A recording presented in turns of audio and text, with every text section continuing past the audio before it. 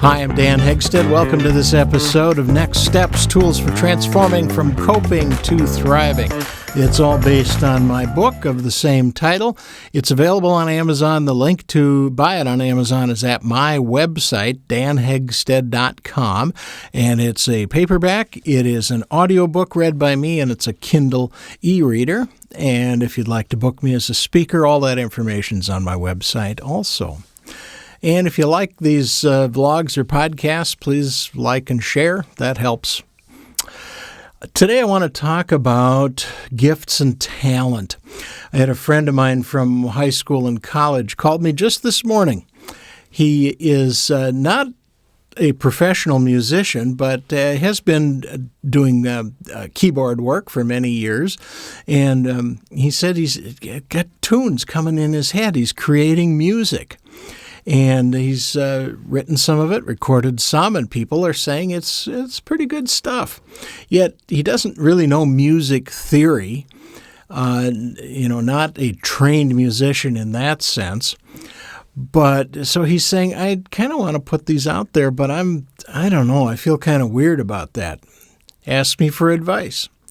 And I said, yeah, I've got advice because it's what I do all the time with my book, with my video work, with my vlog and podcast, with my speaking. These are talents I have, and I put them out there in the land of sharks to be chewed up. And so far, the response to all this has been pretty positive, but there's some negative stuff too, but that's okay. It's hard to take a talent that you have and do something and put it out to the public. It takes courage to do that, but good for you for doing that. So there's a couple thoughts there. He's probably hearing the same thought that's in my head is you should be humble. You're no big deal. You shouldn't put that out there. It's not very good. It's not blah, blah, blah, blah. And, to that voice, what I say as politely as I can, oh, shut up. Just shut up. It doesn't matter. What we're afraid of is that base brain again. What we're afraid of is people are going to tell us it's no good and we're going to feel bad. And, the other thing is it maybe isn't as good as you will be at some point, but you'll never get to a better if you don't start somewhere. So are you willing to suck at something long enough to get good at it? That's a legitimate question. If the answer is yes, you go for it. And I think you should.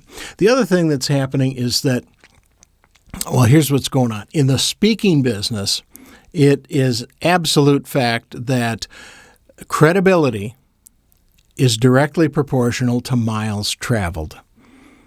Credibility directly proportional to miles traveled. I rarely get hired in my hometown to speak. I've spoken in Orlando, Florida, as much as I have in my town here in the central Minnesota. And it's funny. It's aggravating because I'm the same speaker anywhere, but I just don't have the credibility here. And the same thing is going on in your head. The fact that if I have a talent, it can't be that big of a deal. And you need to let go of that because that's just not true. The other thing that's going on is that if you have a talent, a penchant for something, it comes easily and we don't always recognize how valuable that is. I knew a woman who was a terrific writer but didn't write a lot, I think because it came too easy. I have been doing PR and marketing for some small nonprofits, and now in retirement I'm cutting back on things, and they're just like, who's going to do that? And I'm like, well, it's just PR and marketing. It's no big deal. Apparently it's a skill that not many people have, kind of a dark wizardly art. I don't know. If I'd known it was so rare, I would have done it professionally and charged a whole lot of money, but who knew? I don't know. To me, PR and marketing is just common sense. You know what I think about that. It's just you do these 5 things and then you do them over again, and that's PR and marketing. But I guess it's a big deal that not everybody can do.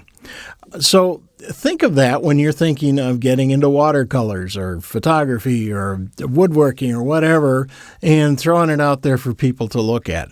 If you got a talent, cool, go for it. Now, another thing that can happen is when you're putting something out is what's really nice is when you get to the point where you're good enough at what you do that you can critique your own work. And that's a good place to be. You know enough about what you're doing that you can critique others' work and you can honestly critique your own. That's a good place to be. Still good to get other people's opinion, but when you can look at your work dispassionately and understand what you did right and what you could improve on, that's just a wonderful place to be. Now, if you're putting your heart and soul into some of these things, you can get to a point where you think that you deserve some success. And that voice is in my head because I put a lot of work into writing and my book and my blog and podcast and so forth, my speaking. And now I know enough to not listen to this voice, but the voice in my head, for a moment, I can hear it say, well, you deserve to be successful. Yes, I am so pure of heart. I charge so little. I have such a great message. That the universe should smile upon me and see that I'm successful. Everybody would be much happier if I were successful and you were all reading my book. And that is just so much nonsense, to be polite. Yeah, to be fine. I don't really care. But when you start feeling like, I've worked so hard, I deserve, you need to let go of that because it just ain't going to happen. And you need to redefine success at that point. What is it? What do you want? Good question. Decide that. So if you have a talent for something and you think you want to pursue it, you go for it. Absolutely. And don't let any critic, including the one in your head, tell you no. Go for it. All right.